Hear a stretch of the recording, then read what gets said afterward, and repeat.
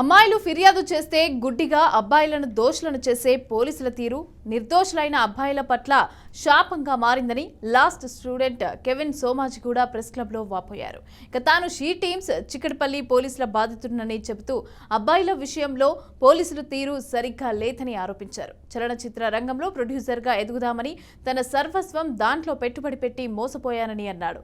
న్యాయ సహాయం కోసం మహిళా న్యాయవాదిని ఆశ్రయించగా ప్రేమ పేరుతో తనను వంచి తన దగ్గర డబ్బులు తీసుకుని అన్యాయంగా తనను అక్రమ కేసులతో ఇరికించిందని ఆవేదన వ్యక్తం చేశాడు.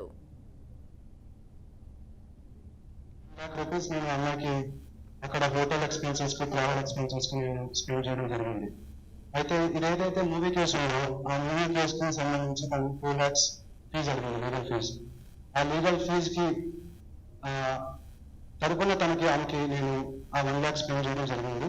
ఎందుకంటే మా mother property money last year నేను మచిలీపట్నంలో మా మదర్ ప్రాపర్టీ ఉంటే అది అమ్మేసి దాన్ని నేను సేల్ చేసి